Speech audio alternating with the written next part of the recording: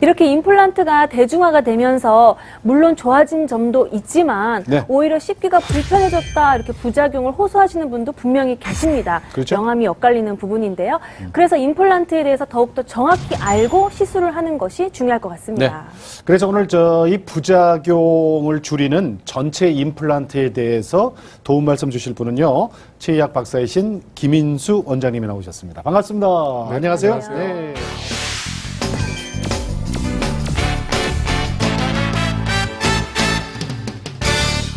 많은 사람들이 이 치아가 아프면은 이 되게 진통제 먹고 많이 참잖아요. 네네. 어떨 때, 어떤 상태까지 가야 임플란트를 해야 되는 겁니까? 주로 이제 여러분들이 잘 아시는 이가 썩어서 이가 빠지는 경우, 치아 우식이라고 합니다. 그런 경우가 있겠고요. 또 하나는 원래 선천적으로 없는 분도 계세요. 예. 그리고 또 사고 때문에 이가 빠지신 분도 계세요. 예. 요 세 가지는 주로 젊은 층에 해당이 되고요. 네. 30대 중반 이후가 되면 치주 질환이라는 병이 생깁니다. 예. 그건 이제 치아 주위에 이제 뼈가 녹는 거예요. 그래서 치아를 잃어버리는 경우, 그렇게 치아가 없는 경우에는 임플란트가 필요하게 되겠죠. 근데 임플란트가 이제 많이 대중화가 됐잖아요. 네. 그러다 보니까 이 부작용 때문에 아파하시는 분들도 주위에 보면 많이 계시지 않습니까? 네. 가장 최근에는 임플란트가 보급화가 많이 되어 있기 때문에 아마 사람들한테 굉장히 유용하게 쓰이는 것 같아요. 네네. 그럼에도 불구하고 소비자 보호원에 접수된 임플란트 불편 사항을 보면 네. 몇 가지가 있습니다. 그 중에 제일 심한 부작용이 뭐냐? 신경 손상으로 인한 감각 이상이에요. 네.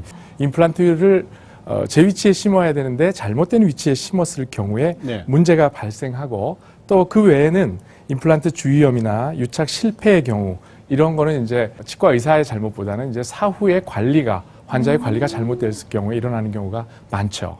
자, 그래서 김경환 씨가 그 임플란트를 하고 싶어 하는 분들의 궁금증, 네. 그리고 하셔서 잘못해서 부작용 때문에 고생하시는 분들 사례를 갖고 있죠. 그렇습니다. 많은 사연들이 도착했는데요. 그 가운데 몇 개를 제가 좀 소개를 해드려 볼게요.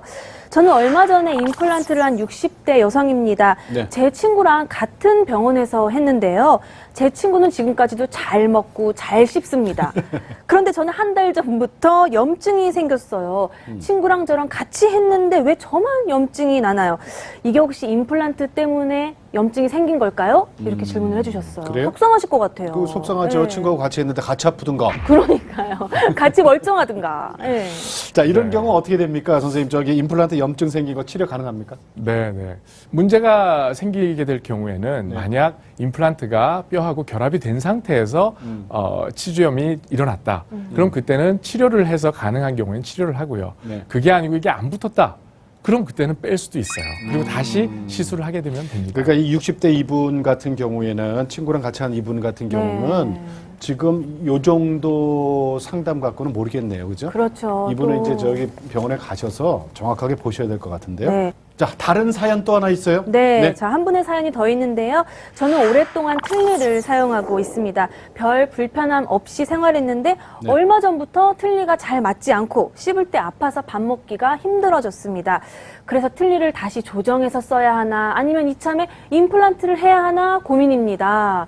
정말 고민이 될 것 같은데 네. 좀 제시를 해주시죠. 네, 고민이 되실 것 같아요. 네. 네, 주로 이제 틀니를 쓰시는 분의 이제 고민 사항인데 사실 뭐 틀니를 쓰다가 그게 좀 깨져서 만약에 수리해서 다시 쓸 수 있으면 그렇게 하는 게 제일 좋죠. 네. 네네. 근데 문제는 뭐냐면 틀니를 썼는데 이분이 그거를 잘 관리가 되고 또 틀니하고 잇몸하고 사이에 이게 접착력이 유지가 좋고 네. 오래 쓰다 보면 이제 이 뼈가 녹아서 그 사이에 유지력이 떨어지거든요. 그렇죠. 그래서 이게 덜그럭거리고 불편하고 틀니가? 아프고 네. 힘이 없고 뭐 이래서 그걸 못 견디신다고 하면 네. 그때는 임플란트를 고려해 볼 수 있죠. 그럴 경우에 임플란트를 다 심게 되면 비용이 비싸잖아요. 그렇죠. 네, 그런 경우에는 임플란트를 몇 개만 심어서 그 몇 개의 지지대를 연결을 해서 틀니를 끼게 되면 틀니가 딱 붙어 있습니다.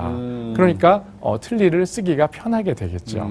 그거를 네. 임플란트 틀니라 그러나 보죠. 네, 임플란트 틀니라고 합니다. 지금 저 사진을 보시면 네네. 상하게 위턱이죠.